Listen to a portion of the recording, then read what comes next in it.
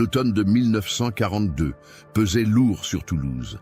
Les feuilles mortes jonchaient les pavés humides de la rue d'Alsace-Lorraine, et dans l'air flottait cette odeur particulière de pluie mêlée à la fumée des cheminées qui tentaient de réchauffer les foyers français sous l'occupation. Les vitrines des magasins étaient presque vides.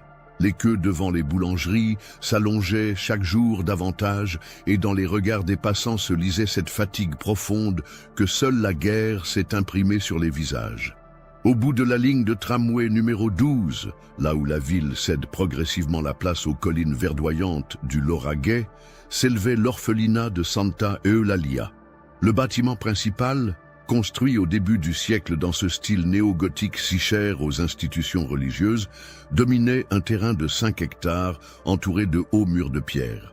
Ses tours élancées et ses fenêtres en ogive donnaient à l'ensemble un aspect à la fois majestueux et austère, comme si l'architecture elle-même voulait rappeler aux visiteurs la grandeur divine et la petitesse humaine. C'est par un matin brumeux d'octobre que Marie-Claire Dubois, une femme de 38 ans aux traits tirés par l'inquiétude, remontait l'allée de gravier qui menait au portail d'entrée. Dans ses bras, elle portait son fils Pierre, 4 ans, dont les grands yeux bleus fixaient avec curiosité les gargouilles sculptées qui ornaient la façade. L'enfant ne comprenait pas pourquoi sa mère pleurait, pourquoi elle serrait si fort contre elle le petit baluchon contenant ses affaires, pourquoi elle répétait sans cesse « C'est temporaire, mon chéri, maman reviendra te chercher ». Marie-Claire était veuve depuis la bataille de Sedan. Son mari, mobilisé dans l'infanterie, était tombé sous les balles allemandes en juin 1940. Depuis, elle se débattait seule contre la misère, enchaînant les petits emplois de couture et de ménage pour nourrir Pierre. Mais l'hiver s'annonçait rude, le charbon se faisait rare, et les tickets de rationnement ne suffisaient plus. Quand Madame Bertrand, sa voisine de palier, lui avait parlé de l'orphelinat de Santa Eulalia, elle avait d'abord refusé. Puis, la faim avait eu raison de sa fierté. Assurez-vous de vous abonner à notre chaîne et de cliquer sur la cloche de notification. La porte du portail s'ouvrit avant même qu'elle n'eût le temps de sonner. Une religieuse de haute taille, au visage angulaire encadré par une cornette immaculée, apparut dans l'embrasure. Sœur Marguerite Marie, 45 ans, supérieure de l'établissement, avait ce regard perçant qui semblait sonder les âmes. Son sourire, quoique bienveillant en apparence, ne parvenait pas à masquer une certaine froideur. « Madame Dubois, je suppose, nous vous attendions. Entrez, je vous prie. » L'intérieur de l'orphelinat respirait l'ordre et la discipline. Le hall d'entrée, aux murs ornés de portraits de saints et de crucifix, résonnait des pas sur le carrelage ciré. Des odeurs de cire d'abeille et d'encens flottaient dans l'air, mêlées à celles, plus prosaïques, du savon de Marseille. Au fond du couloir, on entendait des voix d'enfants récitant leurs leçons, rythmées et monotones comme une psalmodie. « Pierre sera bien ici », assura sœur Marguerite Marie en observant l'enfant qui s'accrochait à la robe de sa mère. « Nous accueillons actuellement 42 enfants. Ils reçoivent une éducation complète, lecture, écriture, calcul, catéchisme et bien sûr les travaux manuels qui forment le caractère. » Marie-Claire hocha la tête, la gorge serrée. Elle avait préparé un petit discours pour expliquer sa situation, mais les mots refusaient de sortir. Comment dire à cette femme imposante qu'elle abandonnait son fils par désespoir? Comment avouer qu'elle n'arrivait plus à le nourrir correctement? « C'est temporaire », finit-elle par murmurer. « Dès que j'aurai trouvé un emploi stable. » Bien sûr, l'interrompit la religieuse avec une patience toute professionnelle. Nous comprenons parfaitement votre situation. Ces temps difficiles mettent beaucoup de familles à rude épreuve. L'important, c'est que Pierre soit en sécurité et qu'il reçoive l'éducation qu'il mérite. Pendant que les deux femmes parlaient, Pierre s'était détaché de sa mère et explorait timidement le hall. Il s'arrêta devant un grand tableau représentant Sainte Eulalie, la patronne de l'établissement. La jeune martyre, telle qu'elle était peinte, levait ses yeux vers le ciel avec une expression de souffrance et d'extase mêlée. L'enfant fronça les sourcils, troublé par ce visage qui exprimait à la fois la douleur et une étrange sérénité. « Pierre » appela sa mère. « Viens dire au revoir à maman. » l'adieu fut déchirant. Marie-Claire s'agenouilla et prit son fils dans ses bras, respirant une dernière fois l'odeur de ses cheveux blonds, caressant ses joues rondes de bébé. Pierre, sentant l'émotion de sa mère, se mit à pleurer sans comprendre pourquoi. « Quand est-ce que tu reviens, maman ?»« Bientôt, mon chéri. Très bientôt. En attendant, sois sage avec les sœurs. Écoute bien ce qu'elles te disent. Et n'oublie pas de faire tes prières. » Sœur Marguerite Marie toussota discrètement. « Il faut y aller maintenant. Les enfants vont bientôt prendre leur repas, et Pierre doit faire connaissance avec ses nouveaux camarades. » Marie-Claire se releva avec peine, comme si chaque muscle de son corps protestait contre ce geste. Elle tendit le baluchon à la religieuse, y glissa furtivement une petite médaille de la Vierge que Pierre portait toujours, puis se dirigea vers la porte. Sur le seuil, elle se retourna une dernière fois. Son fils, tenu fermement par la main de sœur Marguerite Marie, agitait son petit bras libre en criant « Au revoir, maman! À bientôt !» La porte se referma avec un claquement sourd qui résonna longtemps dans le cœur de Marie-Claire. Ce même jour, d'autres enfants arrivaient à Santa Eulalia. Il y avait Carmen et Miguel Hernandez, 7 et 5 ans, deux petits Espagnols dont les parents avaient péri en traversant les Pyrénées pour fuir le régime franquiste. Ils ne parlaient que quelques mots de français et se serraient l'un contre l'autre comme deux oiseaux apeurés. Il y avait aussi Sarah Lévy, 6 ans, aux boucles brunes et aux yeux noirs brillants d'intelligence. Ses parents, commerçants juifs de Toulouse, l'avaient confiée à des voisins chrétiens qui, craignant les rafles, avaient préféré la placer en sécurité dans une institution religieuse sous une fausse identité. Pour les registres de l'orphelinat, elle s'appelait désormais Sarah Dupont. Enfin, il y avait les frères Julien et Amélie Martin, 8 et 6 ans, dont le père, officier de marine, avait disparu lors du sabordage de la flotte à Toulon. Leur mère, bouleversée par la perte de son mari et incapable de subvenir aux besoins de ses enfants, les avait amenés un matin de novembre, les yeux rougis de larmes contenues. Les premiers jours de Pierre à Santa Eulalia furent marqués par l'adaptation difficile à un univers réglementé au millimètre près. Le réveil sonnait à 6 heures précises, suivi de la toilette collective dans les lavabos de métal froid. Puis venait la prière du matin dans la chapelle, le petit déjeuner frugal, un bol de chicorée et une tranche de pain noir. Les leçons jusqu'à midi, le repas de midi composé généralement d'une soupe de légumes et d'un morceau de fromage, la sieste pour les plus petits, les cours de l'après-midi, le goûter quand il y en avait un, les travaux manuels, le dîner, la prière du soir et enfin le coucher à 20 heures. Les dortoirs étaient spartiatement meublés de lits de fer alignés avec une précision militaire. Chaque enfant disposait d'une petite table de nuit et d'un coffre pour ranger ses affaires personnelles. Les murs, peints en blanc, ne portaient pour toute décoration que des crucifix et quelques images pieuses. L'hiver, il faisait un froid glacial dans ces grandes salles aux hautes fenêtres mal isolées, et les enfants se serraient sous leur couverture de laine rugueuse, en rêvant de la chaleur du foyer familial. Pierre eut d'abord du mal à s'endormir. Habitué aux berceuses de sa mère et à la douceur de son lit, il trouvait l'atmosphère de l'orphelinat oppressante. La nuit, des bruits étranges résonnaient dans les couloirs, grincement des planchers anciens, sifflement du vent dans les cheminées et parfois des pleurs étouffés venant d'autres dortoirs. Mais ce qui le troublait le plus, c'étaient les silences. Des silences lourds, pesants, comme si le bâtiment lui-même retenait sa respiration. Au bout d'une semaine, Pierre avait commencé à tisser des liens avec ses camarades d'infortune. Il partageait son lit avec Carmen, le petit Espagnol qui faisait des cauchemars et parlait dans son sommeil dans sa langue natale. Sarah, malgré sa réserve naturelle, s'était prise d'affection pour ce garçonnet blond qui lui rappelait son cousin David, resté à Paris. Quant au frère Martin, ils avaient rapidement adopté Pierre dans leur groupe, formant avec lui une petite bande inséparable. C'est Julien l'aîné qui le premier remarqua certaines bizarreries dans le fonctionnement de l'orphelinat.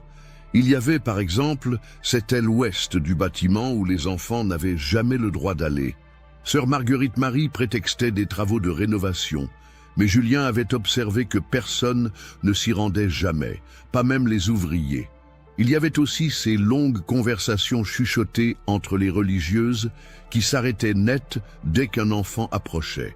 Et puis, il y avait ces visiteurs nocturnes qui venaient parfois chercher des enfants, toujours les mêmes, pour des traitements médicaux ou des rendez-vous familiaux qui duraient toute la nuit. « Tu as remarqué ?»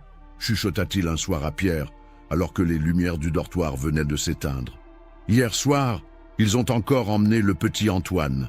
Il n'est revenu qu'au matin et depuis, il ne parle plus. Parle. » Pierre, qui commençait tout juste à s'habituer à sa nouvelle vie, ne voulait pas entendre de telles choses. Il préférait croire que les sœurs étaient bonnes, que l'orphelinat était vraiment un refuge, que sa mère reviendrait bientôt le chercher. Mais au fond de lui, une petite voix lui soufflait que Julien n'avait peut-être pas tort. Les semaines passaient et l'automne laissait progressivement place à l'hiver. Les journées raccourcissaient et avec elles, les moments de récréation dans la cour se faisaient plus rares. Les enfants passaient désormais le plus clair de leur temps à l'intérieur, dans les salles de classe, aux fenêtres embuées ou dans le réfectoire aux murs suintants d'humidité. L'atmosphère de l'orphelinat se faisait plus lourde, plus oppressante, comme si les murs eux-mêmes se resserraient autour de ses pensionnaires. C'est durant cette période que Pierre commença à remarquer des détails troublants. Il y avait cette façon qu'avaient certaines religieuses de compter et recompter les enfants, comme si elles vérifiaient un inventaire. Il y avait ces registres que sœur Marguerite-Marie tenait soigneusement à jour, y notant non seulement les noms et l'âge des pensionnaires, mais aussi leur origine, leur religion et des informations sur leur famille. Il y avait enfin ces lettres que la supérieure recevait régulièrement, cachées sous des enveloppes sans timbre, et qu'elle lisait seule dans son bureau avant de les brûler dans la cheminée. Un soir de décembre, alors qu'une tempête de neige s'abattait sur la région toulousaine, Pierre fut réveillé par des bruits inhabituels. Des moteurs de camions ronronnaient dans la cour, des voix d'hommes résonnaient sous les fenêtres et des pas lourds montaient et descendaient les escaliers. Il se glissa hors de son lit et, marchant sur la pointe des pieds, s'approcha de la fenêtre du dortoir. Ce qu'il vit le glaça d'horreur. Dans la cour illuminée par les phares des véhicules, des hommes en uniforme, pas des Allemands, mais des Français, chargeaient des enfants endormis dans des camions bâchés. Il reconnut plusieurs de ses camarades. Le petit Marcel qui bégayait, les jumelles Sophie et Hélène qui ne se quittaient jamais, le grand Thomas qui rêvait de devenir aviateur. Ils étaient portés comme des paquets, inertes, probablement drogués. Sœur Marguerite-Marie était là aussi, dirigeant l'opération avec un calme terrifiant. Elle cochait des noms sur une liste, donnait des instructions aux hommes, vérifiait le contenu des camions. À un moment, elle leva la tête vers les fenêtres de l'orphelinat et Pierre eut l'impression que son regard croisa le sien. Il se rejeta vivement en arrière, le cœur battant à tout rompre. Le lendemain matin, au petit déjeuner, personne ne mentonna l'absence de Marcel, Sophie, Hélène et Thomas. Quand Amélie demanda où ils étaient passés, sœur Marguerite-Marie répondit simplement qu'ils avaient été adoptés par de bonnes familles et qu'il ne fallait plus y penser. Mais Pierre savait qu'elle mentait. Il avait vu la vérité de ses propres yeux et cette vérité était terrifiante. Ce fut à partir de ce moment-là que les 5 amis, Pierre, Sarah, Carmen, Julien et Amélie, décidèrent d'unir leurs forces pour comprendre ce qui se passait vraiment à Santa Eulalia. Ils se retrouvaient en secret, le soir après la prière, dans les toilettes du premier étage où l'écho de leur chuchotement se perdait dans les gargouillements de la plomberie ancienne.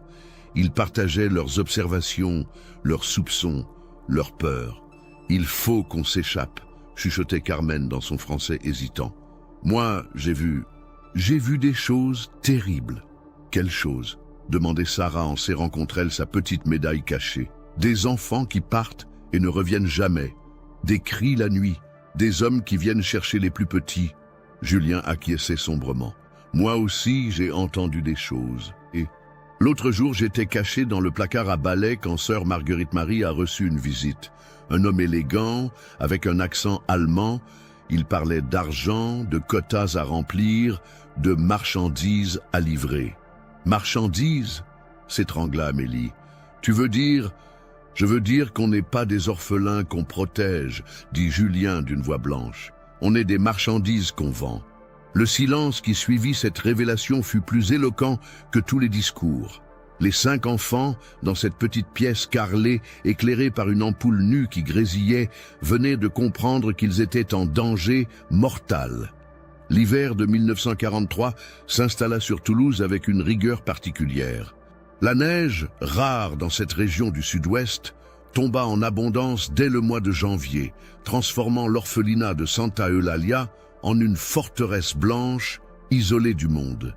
Les routes étaient impraticables, les communications coupées, et cette claustration forcée sembla convenir parfaitement à sœur Marguerite Marie, qui intensifia la surveillance de ses pensionnaires. C'est durant cette période que Pierre et ses amis commencèrent véritablement leur enquête clandestine. Ils avaient divisé les tâches. Julien, le plus audacieux, se chargeait d'explorer les parties interdites du bâtiment. Sarah, la plus discrète, observait les allées et venues des adultes. Carmen, qui parlait couramment espagnol, servait d'interprète avec les nouveaux arrivants ibériques. Amélie surveillait les réactions des plus petits. Et Pierre, dont l'innocence apparente trompait les surveillantes, posait des questions qui semblaient naïves mais étaient en réalité parfaitement calculées. Leur premier indice tangible vint de la découverte fortuite de Carmen. Un matin, en se rendant aux toilettes avant l'aube, le petit Espagnol avait surpris une conversation entre 2 nouvelles pensionnaires arrivées la veille, Rosa et Elena Gutiérrez, 9 et 11 ans, filles de républicains espagnols fusillés par les phalangistes. Elles parlaient dans leur langue natale, croyant que personne ne pouvait les comprendre. Elle a dit qu'on ne resterait pas longtemps ici, traduisit Carmen à ses amis, le visage grave. Que des gens allaient venir nous chercher pour nous emmener dans un endroit meilleur. Mais Rosa avait peur. Elle disait qu'elle ne voulait pas partir sans savoir ce qui était arrivé à leur cousin Pablo. Pablo? s'enquit Julien. Quel Pablo? Pablo Gutiérrez. Il avait 6 ans. Il est arrivé ici il y a 2 mois avec un groupe d'enfants de réfugiés. Mais quand Rosa et Elena sont arrivées hier, sœur Marguerite Marie leur a dit qu'il n'y avait jamais eu de Pablo à Santa Eulalia. Cette révélation frappa les 5 amis comme un coup de poing. Un enfant pouvait-il simplement disparaître ainsi, effacé des registres comme s'il n'avait jamais existé? Et si c'était le cas, qu'est-ce qui les empêchait de subir le même sort? Sarah, de son côté, avait fait une découverte troublante. En aidant sœur Agnès à ranger la lingerie, elle était tombée sur une caisse remplie de vêtements d'enfants.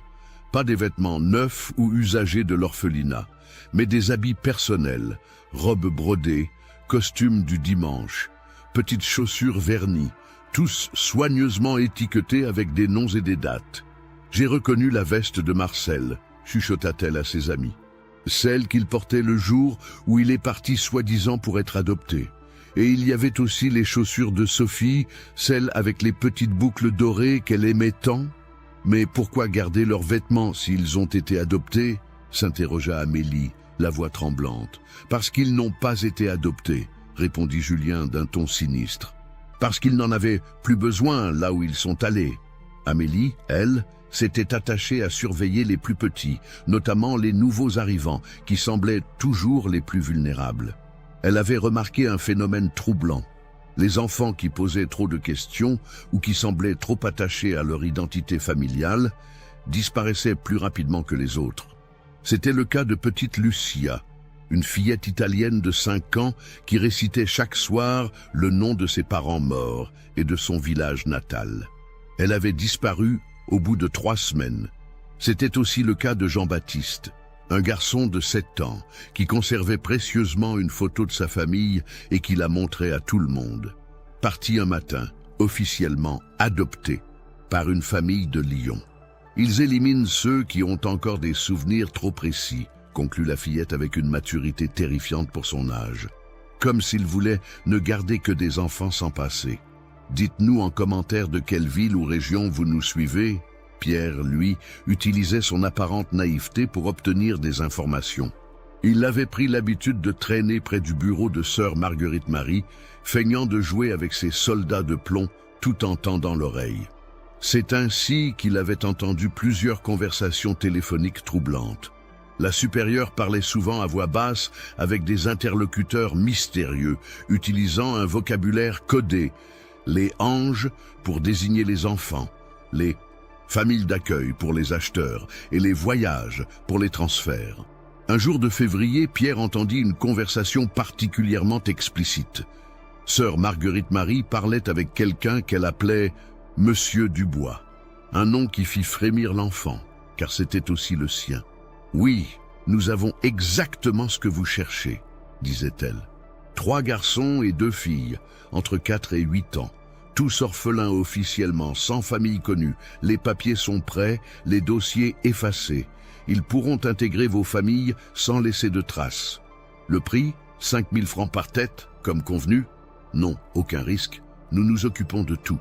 L'Église couvre nos activités et les autorités ferment les yeux contre une généreuse donation. Pierre faillit laisser tomber ses jouets. Il vendait les enfants. L'orphelinat de Santa Eulalia n'était qu'une façade, un réservoir d'enfants sans défense vendus aux plus offrants. Mais vendus pourquoi? Adoption illégale? Travail forcé? Ou pire encore? Ce soir-là, dans leur refuge secret des toilettes, les 5 amis firent le bilan de leur découverte. Le tableau qui se dessinait était cauchemardesque. L'orphelinat fonctionnait comme un centre de tri et de vente d'enfants. Les pensionnaires étaient catalogués, évalués, puis placés selon les commandes. Selon ceux qui présentaient des risques, trop de souvenirs, trop de personnalité, trop de capacité à témoigner, étaient éliminés d'une manière ou d'une autre. « Il faut qu'on sorte d'ici », chuchota Sarah, les larmes aux yeux. « Il faut qu'on prévienne quelqu'un. »« Qui ?» répliqua Julien amèrement. « La police. Elle est complice. L'Église. Elle ferme les yeux. Les familles. Elles nous ont abandonnés. Personne ne nous croira. Nous ne sommes que des enfants perdus dont personne ne se soucie. » Carmen, qui avait écouté en silence, prit la parole dans son français hésitant. « Dans mon pays, avant de fuir, papa disait toujours « Quand on ne peut pas compter sur les autres, on ne peut compter que sur soi. Nous, on est tout ce qu'on a. » Cette phrase fit l'effet d'une révélation. Ils n'étaient pas seuls, ils étaient ensemble. Et ensemble, ils pouvaient peut-être trouver un moyen de s'en sortir. Mais leurs espoirs d'évasion furent rapidement douchés par une réalité cruelle.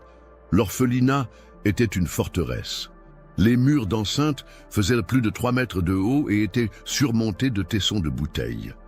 Les portails étaient toujours fermés à clé, et les clés ne quittaient jamais la ceinture de sœur Marguerite Marie. Les fenêtres des étages supérieurs étaient munies de barreaux, et celles du rez-de-chaussée ne s'ouvraient que de quelques centimètres. Quant aux sorties officielles, messe du dimanche à l'église du village, promenades éducatives, elles étaient si rares et si surveillées qu'aucune tentative d'évasion n'était envisageable. De plus, l'hiver rendait toute fuite suicidaire. Même s'il parvenait à sortir de l'enceinte, où irait-il dans cette campagne enneigée, sans argent, sans nourriture, sans vêtements chauds? Il mourrait de froid avant d'atteindre le premier village. C'est alors que Julien eut une idée audacieuse. Puisqu'il ne pouvait pas s'échapper physiquement, pourquoi ne pas essayer de s'échapper par l'information? S'il parvenait à rassembler des preuves de ce qui se passait à Santa Eulalia et à les faire parvenir à l'extérieur, peut-être que quelqu'un finirait par intervenir. « Comment ?» demanda Pierre. « On ne reçoit jamais de courrier, on n'a pas le droit d'écrire à nos familles et les visites sont interdites. »« Il y a forcément un moyen, » insista Julien. « Il faut qu'on trouve quelqu'un à l'extérieur, quelqu'un qui pourrait nous aider. » La solution vint d'une source inattendue. Père Antoine, le vieux prêtre qui venait dire la messe du dimanche à la chapelle de l'orphelinat. Âgé d'une 60aine d'années, voûté par l'âge et l'arthrose, il semblait inoffensif, avec ses lunettes rondes et sa soutane râpée. Mais Sarah avait remarqué quelque chose d'intéressant. Contrairement aux religieuses, Père Antoine regardait vraiment les enfants. Ses yeux s'attardaient sur leur visage, il semblait compter mentalement leur nombre, et parfois, une expression d'inquiétude traversait son regard fatigué. Un dimanche de mars, alors que la neige commençait enfin à fondre, Sarah prit son courage à 2 mains. Profitant du moment de la communion, Quand elle s'agenouilla devant l'autel, elle glissa discrètement un petit papier dans la poche de la soutane du prêtre. Sur ce papier, griffonné à la hâte avec un bout de charbon, elle avait écrit « Aidez-nous, ils vendent les enfants, nous allons mourir ». Père Antoine ne montra aucune réaction sur le moment, mais Sarah vit sa main se crisper imperceptiblement sur le calice. Le message était passé. La semaine suivante, le prêtre revint comme à l'ordinaire pour la messe. Mais cette fois, pendant son sermon sur la protection de l'innocence, il regarda longuement dans la direction des 5 amis. Et quand il distribua les hosties, il pressa légèrement la main de Sarah, lui murmurant presque inaudiblement « Patience, courage ». Ce fut le premier espoir que les enfants ressentirent depuis des mois. Quelqu'un, enfin, avait reçu leur appel au secours. Quelqu'un, peut-être, allait les aider, mais ils ne savaient pas que sœur Marguerite Marie avait remarqué l'échange. Elle n'avait pas vu le papier, mais elle avait observé l'interaction entre le prêtre et Sarah. Et dans son esprit calculateur, cette observation venait de signer l'arrêt de mort de la fillette. Le lendemain soir, Sarah ne revint pas du rendez-vous médical où on l'avait emmenée. Quand ses amis demandèrent où elle était, on leur répondit qu'elle avait été adoptée en urgence par une famille de Bordeaux et qu'elle était déjà partie. Mais dans la caisse aux vêtements, Carmen trouva la petite robe bleue que Sarah portait la veille. Et dans la poche, il y avait encore sa petite médaille de la Vierge, celle qu'elle ne quittait jamais, celle qui lui rappelait sa vraie identité de Sarah Lévy. Les 4 amis restants comprirent alors que leur situation venait de basculer dans l'horreur absolue. Sarah était morte, assassinée pour avoir tenté de demander de l'aide. Et eux, ils étaient les prochains sur la liste. Les semaines qui suivirent la disparition de Sarah furent marquées par une surveillance accrue. Sœur Marguerite Marie semblait être partout à la fois, ses yeux perçants, scrutant chaque geste, chaque regard, chaque chuchotement des pensionnaires. Les sorties à la chapelle furent suspendues sous prétexte de travaux, privant les enfants de leur dernier lien avec l'extérieur. L'atmosphère de l'orphelinat devint si oppressante que même les plus petits semblaient sentir peser sur eux une menace invisible.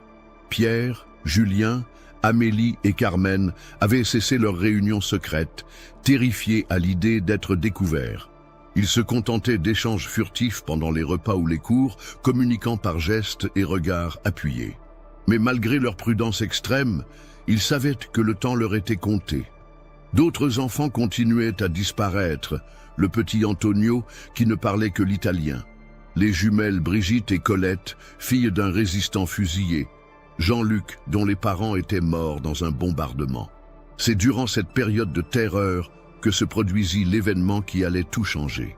Un matin d'avril 1943, alors que les premiers bourgeons pointaient timidement sur les arbres de la cour, un nouveau pensionnaire arriva à Santa Eulalia. Mais contrairement aux autres enfants qui venaient généralement accompagnés d'un adulte en larmes, celui-ci arriva seul dans une voiture officielle conduite par un homme en uniforme. Le nouveau venu avait une dizaine d'années, des cheveux châtains coupés courts et des yeux d'un bleu glacier qui contrastaient étrangement avec son visage d'enfant. Il portait des vêtements de qualité, costume de velours sombre, chemise immaculée, chaussures cirées, qui détonnaient avec les habits rapiécés des autres orphelins. Mais ce qui frappait le plus chez lui, c'était son attitude. Il ne pleurait pas, ne semblait pas effrayé et observait son nouvel environnement avec une curiosité froide et calculatrice. « Voici Klaus », annonça sœur Marguerite Marie aux enfants assemblés dans le réfectoire. « Il va séjourner parmi nous quelque temps. Je compte sur vous pour lui faire bon accueil. » Klaus, un prénom allemand. Dans cette France occupée, ce détail ne passa pas inaperçu. Mais plus troublant encore était le comportement de la supérieure envers ce nouvel arrivant. Contrairement aux autres enfants qu'elle traitait avec une froideur professionnelle, elle s'adressait à Klaus avec une déférence presque respectueuse. Il eut droit à une chambre individuelle au lieu d'un lit dans le dortoir commun. Ses repas étaient servis à part avec des portions plus généreuses, et il était dispensé de la plupart des corvées et des cours de catéchisme.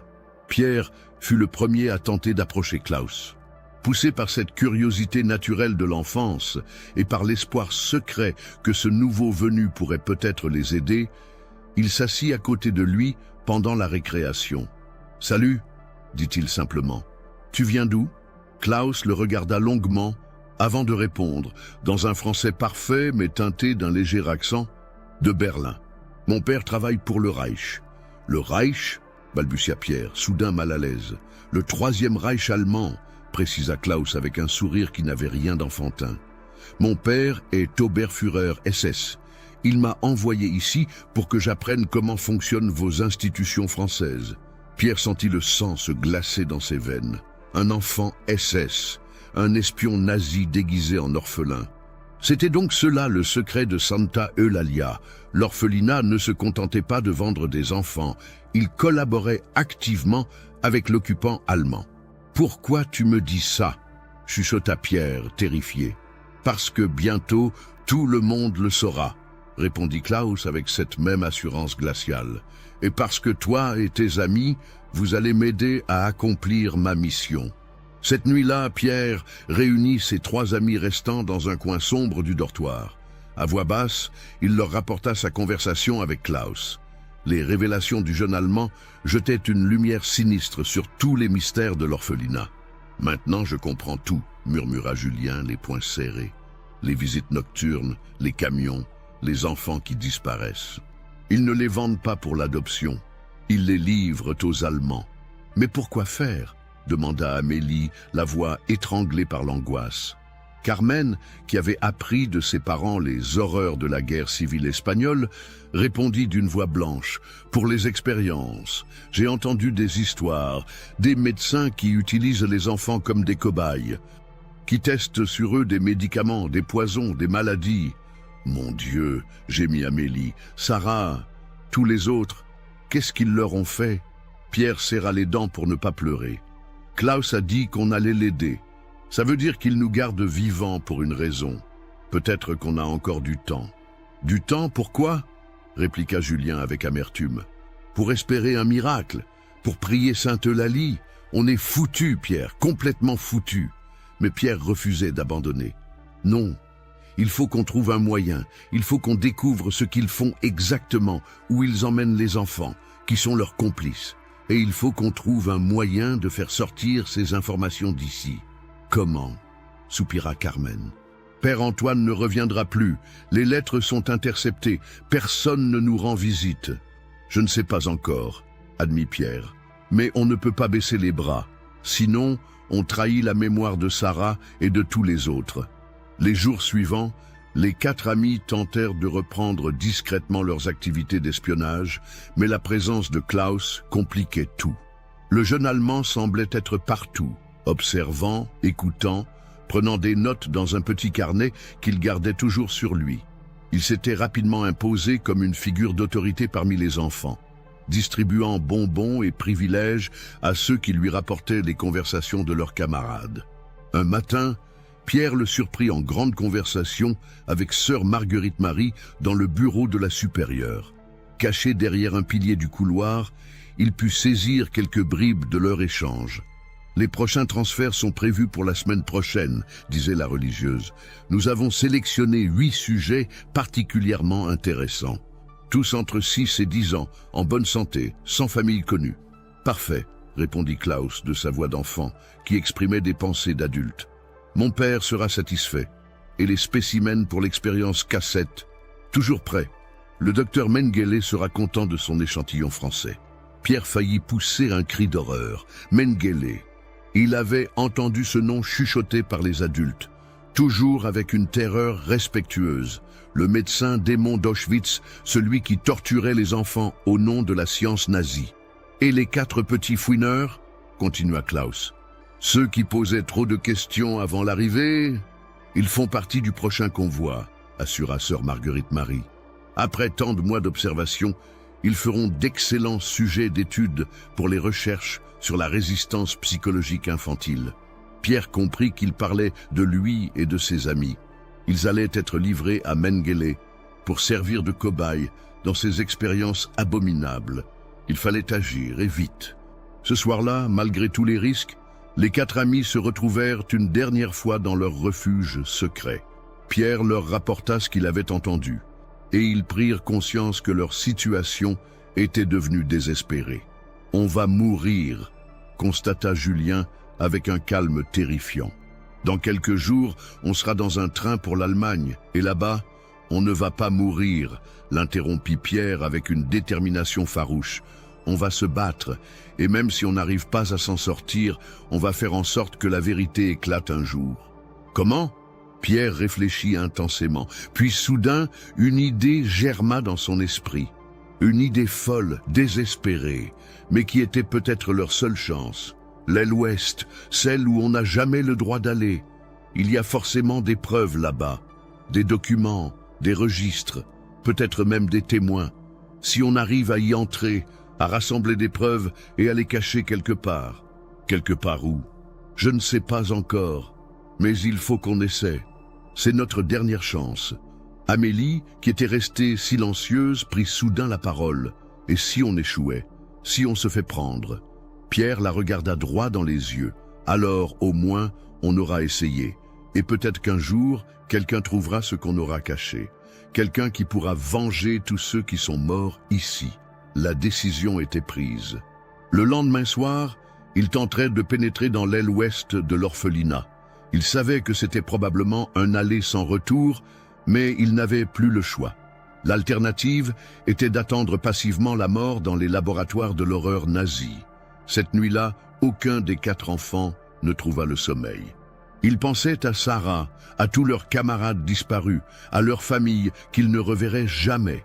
Ils pensaient aussi à cette mission impossible qu'ils s'étaient donnée, témoigner, même au prix de leur vie, de l'horreur de Santa Eulalia. Au petit matin, Klaus vint les voir.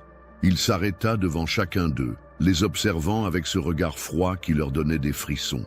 Puis il sourit, de ce sourire qui n'appartenait pas à un enfant de 10 ans. « Profitez bien de cette journée », dit-il simplement. « C'est la dernière que vous passez ici. » Pierre soutint son regard sans ciller. « Nous aussi, on a quelque chose à te dire, Klaus.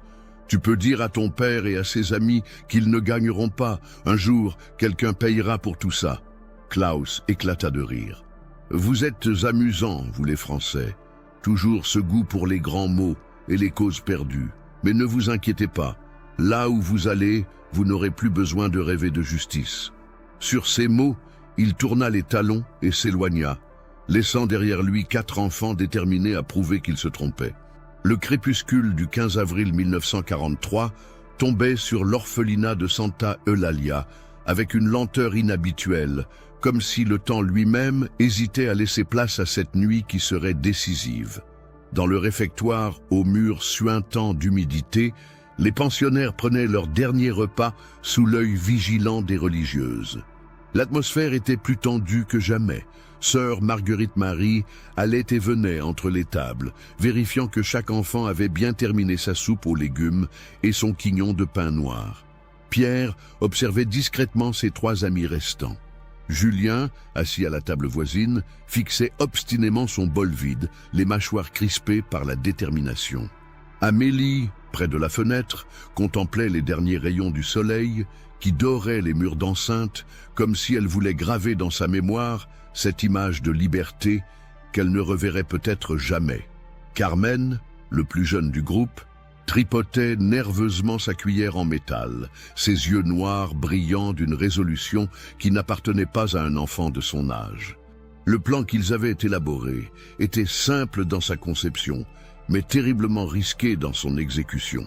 Ils attendraient que tous les pensionnaires soient couchés et que les religieuses se retirent dans leur quartier privé. Puis, vers 1h du matin, ils se glisseraient hors de leurs dortoirs respectifs et se retrouveraient dans le couloir du rez-de-chaussée, près de la porte qui menait à l'aile ouest interdite. Julien avait repéré que sœur Marguerite-Marie gardait toujours un trousseau de clés accroché à sa ceinture pendant la journée, mais qu'elle le déposait le soir, sur son bureau, avant de se coucher. Il faudrait donc pénétrer dans son bureau, dérober les clés, ouvrir l'aile ouest, rassembler le maximum de preuves et remettre les clés en place avant l'aube. Un plan d'enfant, désespéré et probablement voué à l'échec. Mais c'était leur seule chance. La prière du soir résonna dans la chapelle avec une solennité particulière. Sœur Marguerite Marie, debout devant l'autel orné de cierges vacillants, récitait les vêpres d'une voix monocorde qui se répercutait sous les voûtes gothiques. Les enfants, agenouillés sur les prie-dieux de bois dur, répondaient mécaniquement aux invocations. Mais Pierre sentait peser sur eux une tension électrique. Klaus, installé au premier rang avec les privilèges dus à son statut particulier, se retournait régulièrement pour observer les pensionnaires comme un prédateur qui surveille sa proie. « Seigneur, protégez nos enfants dans leur sommeil », psalmodiait la supérieure, « veillez sur leur innocence et guidez leurs pas sur le chemin de la vertu ». Ces mots, dans le contexte de Santa Eulalia, prenaient une résonance sinistrement ironique. Pierre ferma les yeux et pria, mais pas pour sa propre protection. Il pria pour avoir la force d'accomplir ce qu'ils avaient prévu, pour que leur sacrifice, s'il devait y en avoir un, ne soit pas vain. Le coucher se déroula selon le rituel habituel. Les enfants regagnèrent leurs dortoirs respectifs, se déshabillèrent en silence et se glissèrent sous leurs couvertures rugueuses. Les religieuses de garde firent leur ronde, vérifiant que chaque lit était occupé et que le silence régnait. Puis, progressivement, l'orphelinat sombra dans cette quiétude apparente qui cachait tant de secrets et de souffrances. Pierre attendit. Il comptait mentalement les minutes, l'oreille tendue vers les bruits de l'ancien bâtiment.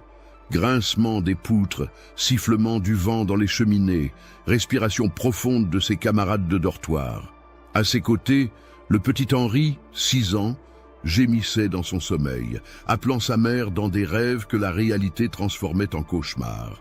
Plus loin, Michel serrait contre lui une poupée de chiffon, seul souvenir de sa sœur morte dans un bombardement. Minuit sonna au clocher du village voisin. Pierre attendit encore 1 heure, jusqu'à ce que le silence soit devenu si profond qu'on aurait pu entendre tomber une épingle. Alors, avec des précautions infinies, il se leva de son lit et se dirigea pieds nus vers la porte du dortoir. Le plancher ancien craquait sous ses pas, et chaque grincement lui semblait résonner comme un coup de tonnerre dans le silence nocturne. Le couloir du premier étage baignait dans une pénombre bleutée. Les fenêtres hautes laissaient filtrer la lueur de la lune, créant des jeux d'ombres et de lumière qui transformaient les statues religieuses en silhouettes fantomatiques. Pierre avança pas à pas, le cœur battant si fort qu'il craignait qu'on puisse l'entendre. Au pied de l'escalier principal, il retrouva ses 3 amis. Julien était déjà là, vêtu de sa chemise de nuit et de ses chaussettes de laine. Amélie arriva quelques secondes plus tard, ses nattes blondes défaites flottant sur ses épaules. Enfin, Carmen les rejoignit, ses yeux noirs brillant dans la semi-obscurité comme ceux d'un petit animal nocturne. Ils se regardèrent en silence, conscients qu'ils franchissaient un point de non-retour. Puis, d'un même mouvement, ils se dirigèrent vers le bureau de sœur Marguerite Marie. La porte était fermée, mais pas à clé. Julien la poussa doucement, et ils pénétrèrent dans le sanctuaire de la supérieure. La pièce sentait l'encaustique et ce parfum de violette que portait la religieuse. Un grand crucifix dominait le bureau de chêne massif où s'empilaient registres et dossiers. Et là, posé bien en évidence sur un sous-main de cuir, se trouvait le trousseau de clés. Julien s'en empara avec une délicatesse de chirurgien. Les clés tintèrent légèrement et les 4 enfants se figèrent, retenant leur souffle. Mais aucun bruit ne leur répondit. L'orphelinat dormait toujours. Ils ressortirent du bureau et se dirigèrent vers l'aile ouest. La porte qui y menait était massive, ornée de ferrures anciennes qui témoignaient de l'âge du bâtiment. Julien essaya plusieurs clés avant de trouver la bonne. Le mécanisme de la serrure grinça et la porte s'ouvrit sur un couloir, plongé dans l'obscurité totale. Pierre avait emporté une bougie et des allumettes dérobées dans la cuisine. Il alluma la mèche et une flamme tremblotante illumina un spectacle qui les glaça d'horreur. Le couloir était tapissé de photographies. Des centaines de portraits d'enfants, soigneusement encadrés et étiquetés. Pierre reconnut immédiatement plusieurs visages. Marcel, Sophie, Hélène, Thomas, Sarah et tant d'autres qui avaient disparu au fil des mois. Sous chaque portrait, une étiquette indiquait le nom, l'âge, la date d'arrivée et surtout une date de transfert suivie d'un code énigmatique. « Mon Dieu !» chuchota Amélie, les larmes aux yeux. Ils gardent des trophées. Ils avancèrent dans le couloir, découvrant d'autres horreurs. Des pièces transformées en bureaux où s'entassaient des dossiers médicaux détaillés sur chaque enfant. Groupe sanguin, antécédents familiaux, particularités physiques, résistance psychologique. Tout était catalogué, analysé, comme dans un laboratoire de recherche. Dans une autre pièce, ils trouvèrent des photographies encore plus troublantes. Des clichés pris à l'insu des enfants, les montrant dans des situations de stress ou de peur, accompagnés de notes manuscrites en allemand. « Ils nous étudient », réalisa Carmen, la voix blanche, comme des animaux de laboratoire. Mais c'est dans la dernière pièce qu'ils découvrirent le plus terrible. Un bureau où s'empilaient des registres de correspondance. Pierre feuilleta l'un d'eux et découvrit des lettres échangées entre sœur Marguerite Marie et des médecins allemands. Les détails étaient techniques, rédigés dans un jargon pseudo-scientifique, mais le sens était clair. Santa Eulalia fournissait des enfants pour des expériences médicales menées dans les camps de concentration. Sujet numéro 1247. Pierre Dubois, 4 ans. Réaction excellente au test de résistance au froid. Recommandé pour les expériences d'hypothermie du docteur Racher. Sujet numéro 1251-1252, Sophie et Hélène Moreau, jumelles de 6 ans. Parfait pour les études comparatives sur l'hérédité, transféré au bloc expérimental de Mengele. Sujet numéro 1263, Sarah Lévy, 6 ans. Résistance psychologique remarquable, utilisé pour les tests de résistance à la douleur avant élimination. Pierre lut sa propre fiche avec un détachement qui l'effraya lui-même. Il était déjà mort sur le papier, réduit à un numéro et à des caractéristiques biologiques. Mais ce qui le révolta le plus, c'était la froideur clinique avec laquelle ces monstres déguisés en religieuses décrivaient l'assassinat d'enfants innocents. « Il faut qu'on prenne des preuves », dit-il en s'emparant de plusieurs lettres et d'un registre. « Il faut qu'on cache ça quelque part où quelqu'un pourra les trouver un jour. »« Où ?» demanda Julien. « Si on les cache dans l'orphelinat, ils les découvriront en fouillant. » Pierre réfléchit intensément, puis une idée lui vint. La chapelle. Derrière l'autel, il y a une pierre qui bouge. Je l'ai remarqué l'autre jour. On pourrait glisser les documents dans la cavité. C'était risqué. Il fallait traverser tout l'orphelinat et pénétrer dans la chapelle. Mais c'était leur seule chance de préserver ces preuves accablantes. Ils rassemblèrent rapidement les documents les plus compromettants et se dirigèrent vers la sortie de l'aile ouest. Mais au moment où Julien s'apprêtait à refermer la porte, une voix glaciale résonna dans le couloir. « Alors, mes petits fouineurs, on fait du tourisme nocturne ?» Sœur Marguerite Marie se tenait à l'autre bout du couloir, flanquée de Klaus et de 2 hommes en civil que les enfants n'avaient jamais vus. La supérieure tenait une lampe à pétrole qui projetait des ombres dansantes sur son visage déformé par la colère. « Je me doutais bien que vous tenteriez quelque chose, » continua-t-elle en s'approchant. « Klaus m'avait prévenu que vous étiez du genre à ne pas accepter passivement votre sort. » Les 4 enfants se serrèrent instinctivement les uns contre les autres, Pierre dissimulant les documents dans le dos. « Qu'est-ce que vous nous voulez ?» demanda Julien avec un courage qui força l'admiration de ses amis. « Ce que nous vous voulons ?» répéta sœur Marguerite Marie avec un rire sans joie. « Mais voyons, mon enfant, nous voulons votre bien. Nous voulons que vous serviez à quelque chose d'utile avant de mourir. Grâce à vous, la science allemande va progresser. Vous devriez être fiers de contribuer à l'avancement de la race supérieure. »« Vous êtes malade !» cracha Amélie avec une haine qui surprit tout le monde. « Vous n'êtes pas des religieuses, vous êtes des monstres !» Le sourire de sœur Marguerite Marie se figea. « Des monstres ? Mais ma chère enfant, nous sommes des visionnaires. Dans quelques années, quand le Reich aura triomphé, on se souviendra de notre contribution à la science raciale. Et vous, pauvres orphelins sans famille, vous aurez enfin servi à quelque chose. » Klaus s'avança, ses yeux d'enfant brillant d'une lueur adulte et mauvaise. « Mon père sera content d'apprendre que les sujets français sont si... et coopératifs. surtout toi, Pierre. Il a hâte de tester tes réactions aux expériences de congélation. » Pierre sentit la peur l'envahir, mais il ne bougea pas. Les documents étaient toujours cachés dans son dos, et il fallait absolument les préserver. « Bon, » soupira sœur Marguerite Marie, « cette petite conversation a assez duré. Messieurs, veuillez ramener ces enfants dans leur dortoir. Demain, ils partiront pour l'Allemagne avec le convoi prévu. Et cette fois, pas d'anesthésiant pour le voyage. Ils ont mérité de rester conscients. » Les deux hommes s'approchèrent. Pierre eut alors une inspiration désespérée. Profitant d'un moment d'inattention, il lança les documents vers Carmen en criant « La chapelle, derrière l'autel !» Carmen, avec l'agilité de ses 8 ans, attrapa les papiers au vol et détala vers l'escalier. Les adultes, surpris, mirent quelques secondes à réagir. Cela suffit au petit Espagnol pour prendre une avance décisive. « Rattrapez-le !»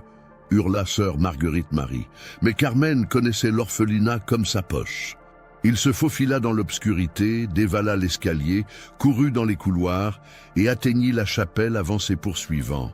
Là, dans la lueur des cierges qui brûlaient en permanence devant l'autel, il trouva la pierre descellée que Pierre avait mentionnée.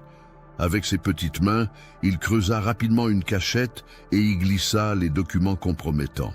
Quand les adultes firent irruption dans la chapelle, Carmen était agenouillée devant l'autel, feignant de prier.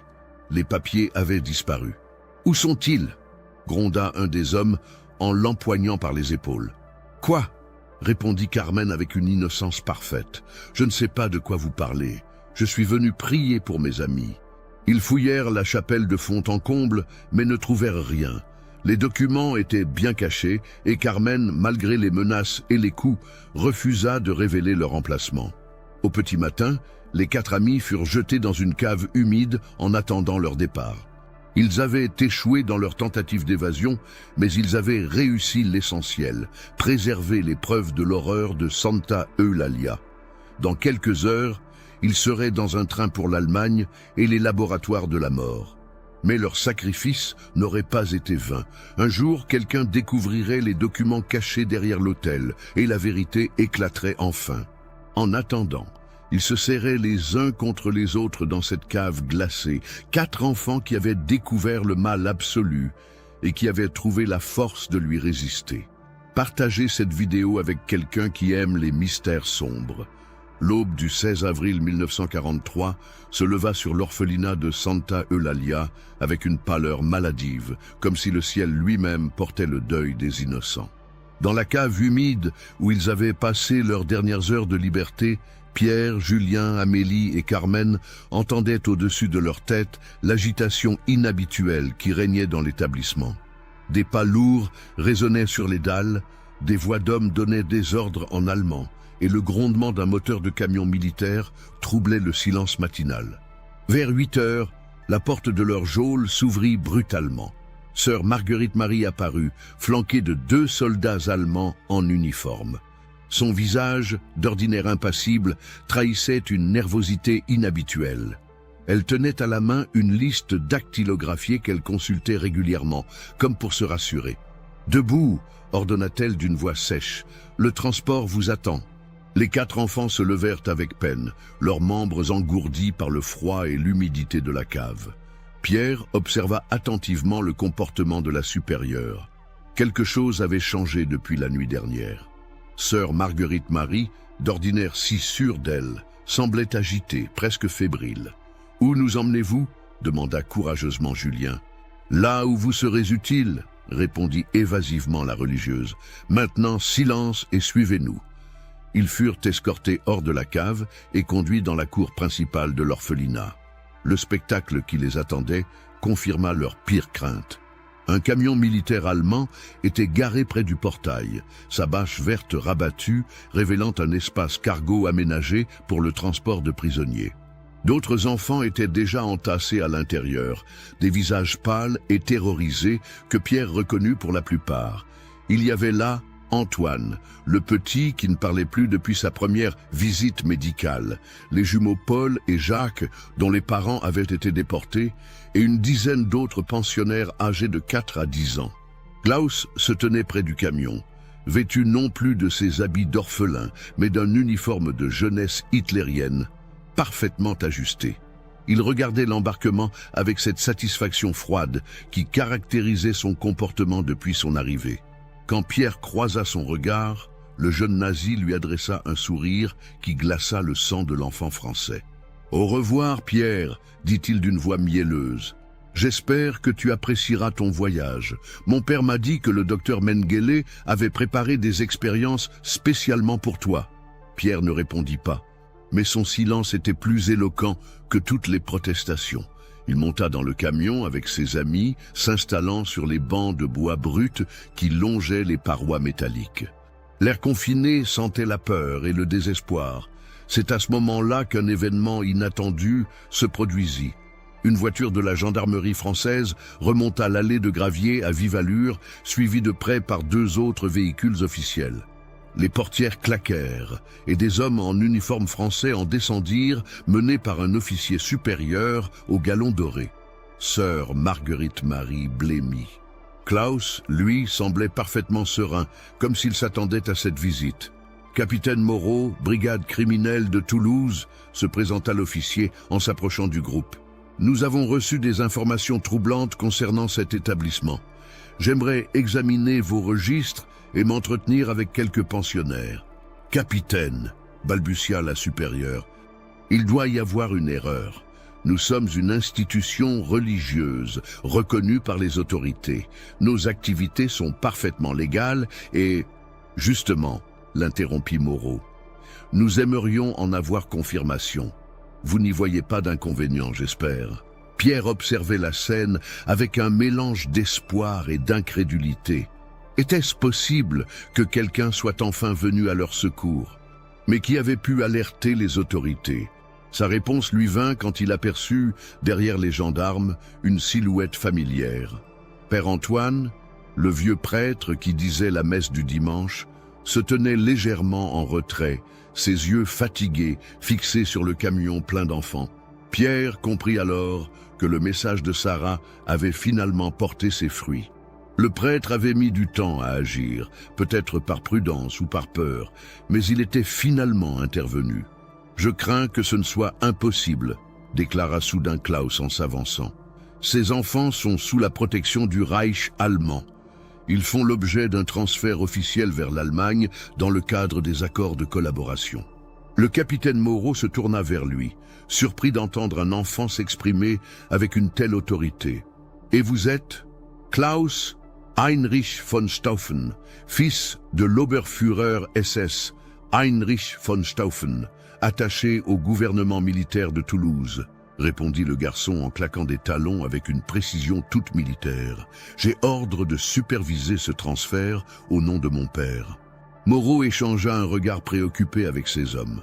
La situation se compliquait. Arrêter un convoi allemand pouvait déclencher un incident diplomatique majeur, même si la France était officiellement souveraine dans cette zone. « Capitaine » intervint alors Père Antoine en s'approchant. « Puis-je vous parler en privé ?» Les 2 hommes s'écartèrent et entamèrent une conversation à voix basse. Pierre tendit l'oreille, mais ne put saisir que quelques bribes, documents compromettants, témoignages d'enfants, expériences médicales. Pendant ce temps, sœur Marguerite Marie tentait de rassurer Klaus, mais celui-ci gardait son calme olympien. Il sortit même de sa poche un télégramme officiel qu'il tendit au capitaine Moreau quand celui-ci revint vers eux. « Ordre de transfert signé par le général Auberg en personne », déclara Klaus. « Ces enfants sont réquisitionnés pour les besoins du Reich. Toute interférence avec cette opération sera considérée comme un acte d'hostilité envers l'Allemagne. » Le capitaine examina le document, visiblement contrarié. L'ordre semblait authentique, avec tous les cachets et signatures requis. Pourtant, quelque chose le troublait. « Ces enfants ont-ils été informés de leur destination ?» demanda-t-il. « Bien sûr, » mentit effrontément sœur Marguerite Marie. « Ils vont être placés dans des familles d'accueil allemandes. C'est une grande chance pour eux. » Pierre n'y tint plus. Malgré le danger, malgré les conséquences possibles, il se leva dans le camion et cria « C'est faux! Ils nous emmènent pour nous tuer. Ils font des expériences sur nous. Sarah est morte. Tous les autres sont morts. » Ces paroles eurent l'effet d'une bombe. Les autres enfants du camion se mirent à pleurer et à crier, confirmant les accusations de Pierre.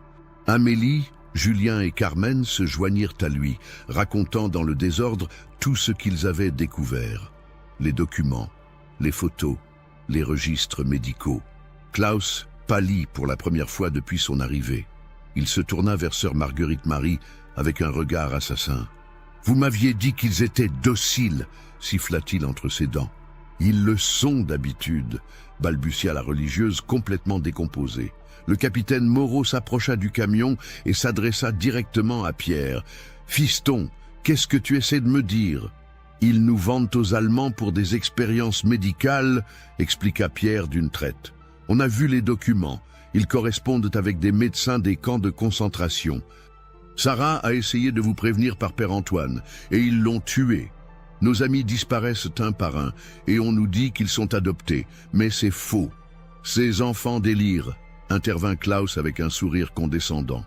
La vie en orphelinat a perturbé leur équilibre mental. C'est précisément pour cela qu'ils ont besoin de soins spécialisés en Allemagne. Mais le capitaine Moreau n'était pas dupe. Il avait suffisamment d'expérience pour reconnaître la vérité quand elle sortait de la bouche d'un enfant terrorisé. « Père Antoine, appela-t-il, vous m'avez parlé de preuves. Où sont-elles » Le vieux prêtre hésita un instant, puis regarda Pierre avec intensité. L'enfant comprit le message silencieux. « Dans la chapelle, » dit Pierre. « Derrière l'autel, il y a une pierre descellée. Carmen y a caché les documents qu'on a trouvés. » « C'est absurde, » protesta sœur Marguerite Marie. « Pourquoi croiriez-vous les divagations d'un enfant perturbé ?»« Parce que, » répondit calmement Moreau, « ce ne sont pas les divagations d'un seul enfant, mais le témoignage concordant de plusieurs témoins.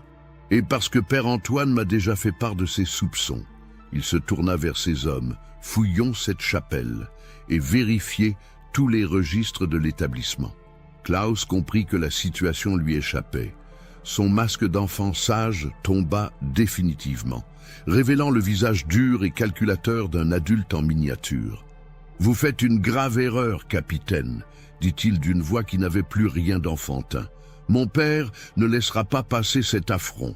L'Allemagne se souviendra de cette ingérence française. »« Votre père devra s'expliquer sur les activités de cette institution, » répliqua Moreau. « En attendant, personne ne quitte cette enceinte. » Les gendarmes se déployèrent rapidement. Certains encerclèrent le camion pour empêcher tout départ, d'autres se dirigèrent vers la chapelle sous la conduite de Père Antoine. Sœur Marguerite Marie tenta une dernière fois de protester, mais sa voix manquait de conviction. Elle savait que le jeu était terminé. Dans la chapelle, les recherches ne durèrent que quelques minutes. Carmen avait bien travaillé. Les documents étaient parfaitement conservés dans leur cachette de fortune. Quand le capitaine Moreau les examina, son visage se durcit progressivement. Les preuves étaient accablantes. Correspondance avec les médecins nazis, registres détaillés des transferts, photographies des enfants traités et même des reçus de paiement pour les livraisons. « Mon Dieu !» murmura-t-il en découvrant la liste des expériences prévues pour Pierre et ses amis. « Comment des êtres humains peuvent-ils tomber si bas ?» Quand il ressortit de la chapelle, son attitude avait complètement changé.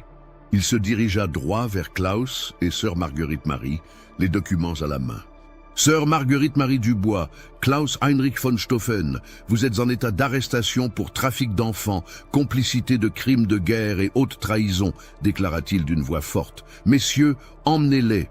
Klaus ne se débattit pas quand les gendarmes l'encadrèrent, mais son regard lança des éclairs. « Vous ne savez pas ce que vous faites, » dit-il d'une voix glaciale. « Cette guerre n'est pas finie, et quand nous gagnerons, vous payerez tous pour cette humiliation. »« C'est ce qu'on verra, » répondit simplement Moreau. Les enfants du camion furent libérés et conduits dans le réfectoire de l'orphelinat, où des assistantes sociales commencèrent immédiatement les procédures pour retrouver leur famille ou leur trouver de véritables foyers d'accueil. Pierre, Julien, Amélie et Carmen furent interrogés longuement mais avec bienveillance par le capitaine Moreau qui voulait comprendre exactement ce qui s'était passé à Santa Eulalia. Au cours des semaines qui suivirent, l'enquête révéla l'ampleur du trafic. En 3 ans, 93 enfants avaient transité par l'orphelinat. 57 d'entre eux avaient été transférés vers l'Allemagne et n'avaient jamais été revus. Les autres avaient été vendus à des familles collaboratrices qui les utilisaient comme domestiques ou les maltraitaient en toute impunité. Sœur Marguerite Marie, confrontée aux preuves, finit par avouer. Elle révéla l'existence d'un réseau européen de trafic d'enfants orchestré par des dignitaires nazis et des collaborateurs de différents pays occupés. Klaus, malgré son jeune âge, était l'un des coordinateurs de ce réseau, formé dès l'enfance aux méthodes de la SS. Le procès qui suivit fit scandale. Pour la première fois, l'opinion publique française découvrait l'existence de ces orphelinats de la mort, qui servaient de façade à des activités criminelles. Sœur Marguerite Marie fut condamnée à mort et exécutée en 1944. Klaus, en raison de son âge, échappa à la peine capitale, mais fut interné dans un établissement psychiatrique pour mineurs criminels. Quant à Pierre, Julien, Amélie et Carmen, ils furent les héros malgré eux de cette affaire. Leur courage et leur détermination avaient permis de sauver des dizaines d'enfants et de démanteler un réseau criminel d'envergure internationale. Pierre fut finalement retrouvé par sa mère, Marie-Claire, qui n'avait jamais cessé de le chercher. Leurs retrouvailles dans le bureau du capitaine Moreau furent déchirantes. Marie-Claire pleurait en serrant son fils contre elle, demandant pardon de l'avoir abandonné, ne comprenant pas comment elle avait pu confier son enfant à de tels monstres. « Ce n'est pas ta faute, maman », murmura Pierre en caressant les cheveux de sa mère. « Tu ne pouvais pas savoir, personne ne pouvait savoir. » Julien et Amélie furent adoptés par une famille de résistants toulousains qui avaient perdu ses propres enfants dans les bombardements. Carmen retrouva des membres de sa famille en Espagne et put enfin rentrer dans son pays natal. Mais aucun d'eux n'oublia jamais Sarah et tous les autres enfants qui avaient payé de leur vie les ambitions monstrueuses des nazis et de leurs collaborateurs. Ils se promirent de témoigner, de raconter, de faire en sorte que le sacrifice de leurs amis ne soit jamais oublié. Des années plus tard, devenus adultes, ils fondèrent ensemble une association pour la mémoire des enfants victimes de guerre. Chaque année, le 16 avril, anniversaire de leur libération, ils se retrouvaient sur les ruines de l'orphelinat de Santa Eulalia pour déposer des fleurs et réciter les noms de tous ceux qui n'avaient pas eu leur chance. Car si l'histoire de Santa Eulalia s'était achevée par un miracle, l'intervention providentielle du capitaine Moreau, guidé par Père Antoine, elle rappelait aussi que, dans l'Europe en guerre, des milliers d'autres enfants avaient subi le même sort sans que personne ne vienne à leur secours. Le bâtiment de l'orphelinat fut détruit en 1945 sur ordre des autorités françaises. À sa place, on érigea un monument aux enfants morts avec cette inscription gravée dans le marbre. À la mémoire des innocents de Santa Eulalia et de tous les enfants victimes de la barbarie humaine. Puisse leur sacrifice nous rappeler à jamais que la vigilance est le prix de la liberté. Aujourd'hui encore, des historiens viennent étudier les archives de l'affaire Santa Eulalia, conservées aux archives nationales. Des étudiants, des journalistes, des descendants de victimes cherchent à comprendre comment de telles horreurs ont pu se produire au cœur de l'Europe civilisée. Et parfois, dans le silence de la bibliothèque où sont conservés les témoignages de Pierre, Julien, Amélie et Carmen, on entend comme un écho lointain la voix de 4 enfants qui ont refusé de se taire face à l'innommable et qui ont prouvé que même dans les ténèbres les plus épaisses, la lumière de la vérité peut encore briller. L'histoire de l'orphelinat de Santa Eulalia reste gravée dans la mémoire collective française comme un rappel terrible mais nécessaire. Les enfants, dans leur innocence et leur vulnérabilité, peuvent devenir les premières victimes de la folie humaine. Mais ils peuvent aussi, par leur courage et leur détermination, devenir les gardiens de la mémoire et les témoins de la vérité. Le secret macabre des enfants de Santa Eulalia avait enfin été révélé au grand jour, et bien que 93 orphelins soient officiellement disparus entre 1942 et 1943, Leur souvenir, préservé par le courage de 4 petits héros, continuera de vivre tant qu'il y aura des hommes et des femmes pour se souvenir qu'être humain, c'est d'abord protéger ceux qui ne peuvent se défendre seuls. Aimez pour soutenir notre contenu et abonnez-vous pour ne pas manquer les prochaines histoires. En 2019, lors de travaux de rénovation de l'église du village voisin de l'ancien orphelinat, les ouvriers découvrirent une petite boîte métallique dissimulée sous les dalles du chœur. À l'intérieur, ils trouvèrent une lettre manuscrite datée du 16 avril 1943, écrite par Père Antoine quelques heures avant l'intervention des gendarmes. Dans cette lettre, le vieux prêtre expliquait qu'il avait mis du temps à agir, après avoir reçu le message de Sarah, non par lâcheté, mais parce qu'il avait voulu rassembler suffisamment de preuves pour être certain d'être cru. Il avait enquêté discrètement, interrogé d'anciens employés de l'orphelinat, recoupé des témoignages. Et quand il avait eu la certitude que les soupçons de Sarah étaient fondés, il avait contacté le capitaine Moreau, un ami d'enfance en qui il avait confiance. « Je n'ai pas pu sauver tous les enfants », écrivait-il, « mais j'espère que ceux qui survivront pourront témoigner pour tous les autres. Car c'est dans le témoignage que réside la véritable victoire contre l'oubli et l'indifférence. » Cette lettre, aujourd'hui exposée au Mémorial de la Shoah de Paris, rappelle que la résistance au mal prend parfois du temps à s'organiser, mais qu'elle finit toujours par triompher, quand des hommes et des femmes de bonne volonté décident de ne plus fermer les yeux. L'histoire des enfants de Santa Eulalia n'est pas qu'un récit du passé. C'est un avertissement pour l'avenir, un rappel que la vigilance est éternelle et que la protection de l'innocence est l'affaire de tous. Cette histoire, bien que fictive, s'inspire de faits réels qui se sont produits en Europe pendant la Seconde Guerre mondiale. De nombreux enfants ont été victimes de trafics et d'expériences médicales menées par les nazis et leurs collaborateurs. Puisse leur mémoire nous rappeler à jamais que l'humanité doit protéger ses enfants contre toutes les formes de barbarie.